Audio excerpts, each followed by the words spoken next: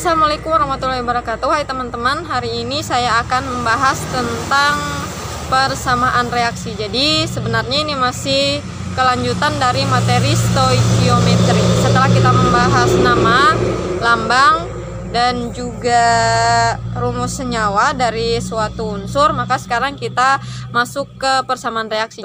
Nah, apa sih persamaan reaksi itu? Jadi persamaan reaksi menggambarkan reaksi kimia yang di dalamnya terdapat zat-zat pereaksi, kemudian zat-zat hasil reaksi, termasuk koefisien dan fasanya masing-masing, gitu ya. Guys, kalian tahu kan John Dalton? Jadi John Dalton itu mengungkapkan bahwa jenis dan jumlah atom yang terlibat itu tidak berubah, tetapi yang berubah hanya ikatan kimia dari atom-atom tersebut. Jadi ikatan kimia dalam zat-zat pereaksi itu akan diputus dan ditata ulang sehingga membentuk ikatan yang baru yang kita sebut sebagai produk.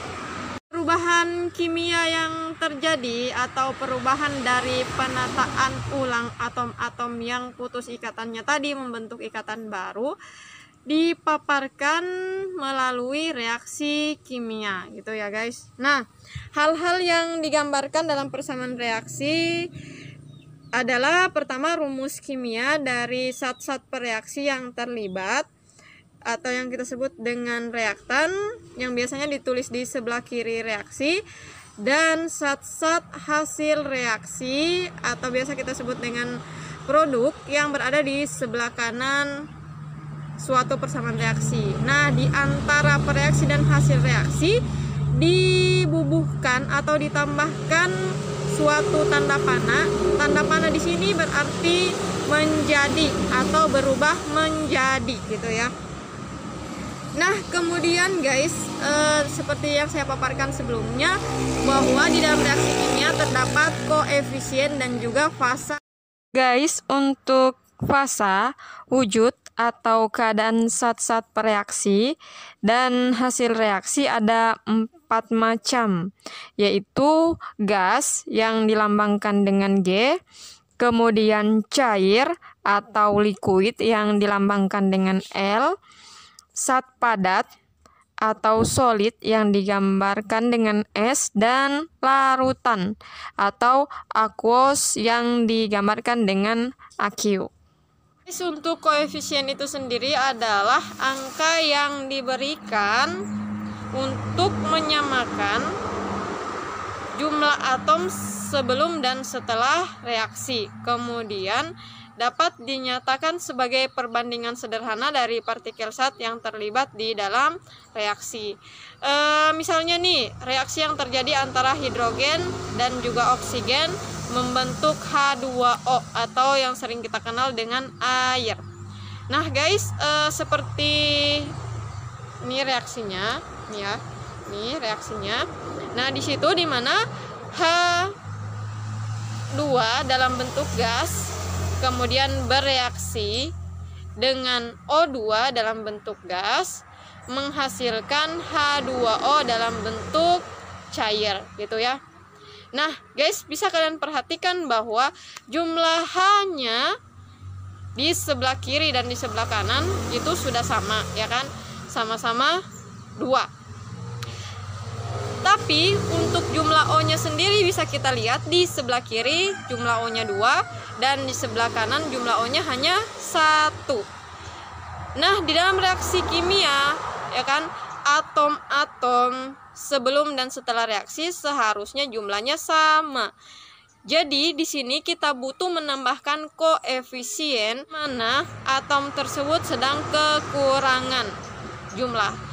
Nah, lihat untuk di atom O di sebelah kiri jumlahnya 2 dan untuk atom di sebelah kanan jumlahnya hanya 1. Jadi yang ditambahkan koefisien adalah di sebelah kanan, gitu ya.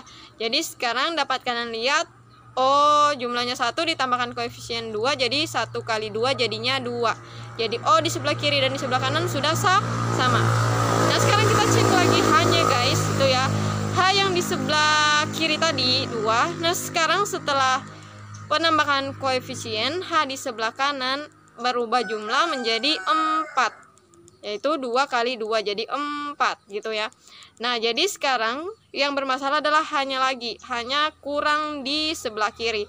Maka H di sebelah kiri kita tambahkan koefisien sebanyak 2, sehingga jumlahnya sama-sama 4 gitu ya.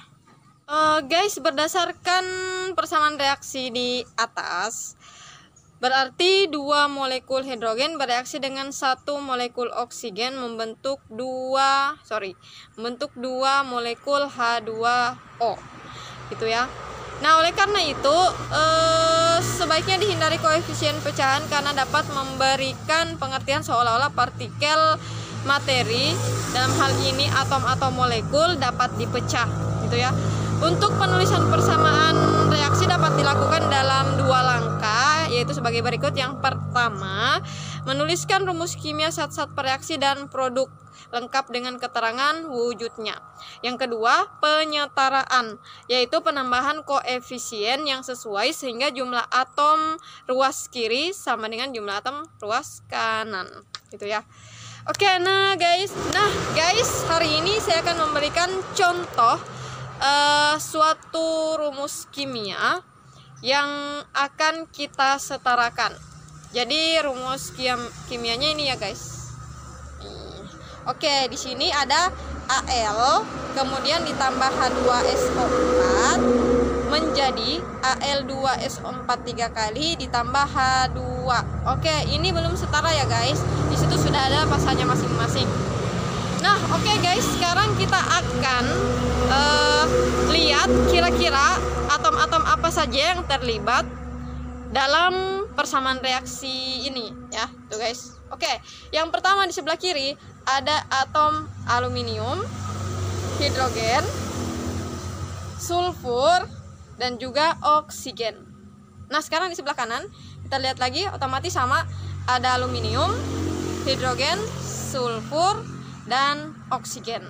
Nah, sekarang kita lihat jumlahnya masing-masing. Oke, untuk di sebelah kiri saya, di sini aluminiumnya jumlahnya hanya 1, kemudian hanya jumlahnya 2, S jumlahnya 1, dan O jumlahnya 4. Nah, sekarang kita bandingkan dengan yang di sebelah kanan. Di sebelah kanan Al-nya sebanyak 2, H-nya sebanyak 2, S-nya sebanyak 3, dan O-nya sebanyak 12. Nah, kembali lagi ke pengertian dari Dalton tadi bahwa jumlah dari atom penyusunnya itu tidak berubah. Jadi kita harus samakan jumlah atom di sebelah kiri dan jumlah atom di sebelah kanan. Dengan cara apa guys? Tentu saja menambahkan koefisiennya. Oke, di manakah kita akan menambahkan koefisien tersebut? Kita lihat. Al di sebelah kiri jumlahnya 1, Al di sebelah kanan jumlahnya 2. Jadi yang perlu ditambahkan koefisien sebanyak 2 adalah atom Al yang berada di sebelah kiri. Ya, benar sekali. Itu ya. Oke, sekarang kita masuk ke jumlah atom S yang ada di sebelah kiri dan jumlah atom S yang ada di sebelah kanan. Di sebelah kanan jumlah atom S-nya sebanyak 3, sementara di sebelah kiri hanya 1. Jadi kita perlu menambahkan koefisien yaitu angka 3 pada senyawa H2SO4. Ya kan? Oke, guys, next ke atom hidrogen. Atom hidrogen sebelum ditambahkan di sebelah kiri, sebelum ditambahkan koefisien sebanyak 3, atom hidrogennya 2. Nah, sekarang sudah ada koefisien sebanyak 3, jadi 3 kali 2 koefisien dikali jumlah atom hanya sini sebanyak 2, maka jadinya 6. Jadi H di sebelah kiri sebanyak 6. Nah, sekarang H di sebelah kanan hanya 2. Jadi H di sebelah kanan kita tambahkan koefisien yaitu angka 3 sehingga jumlahnya menjadi 6. Next guys, masuk di O. Jadi dalam persamaan reaksi O itu selalu ditaruh paling terakhir terakhir gitu ya, untuk disetarakan. Sekarang O di sebelah kanan, ya kan, dia tetap 12 gini ya, dari 4 kali 3 12 tuh ya guys. Kemudian di sebelah kiri sekarang karena telah ditambahkan koefisien, maka 3 kali 4, jadi jumlahnya sama-sama 12. Oke, kita cross check lagi guys ya kan, apakah sudah sama antara jumlah atom sebelah kiri dan jumlah atom sebelah kanan. Oke, AL nya sekarang punya 2 koefisien, dikali 1 jadinya 2, dan di sebelah kanan juga 2. Kemudian untuk H-nya ya kan, 3 kali 2 6, di sebelah kanan juga 3 kali 2 sama dengan 6. Sudah sama kan guys? Kemudian S-nya di sebelah kiri sebanyak 3, dan di sebelah kanan juga sebanyak 3. Sama kan guys? Oke, selanjutnya O ya kan, O di sebelah kiri menjadi 12, dan di sebelah kanan juga sama 12. Jadi penyetaran reaksi sekarang sudah setara gitu ya guys.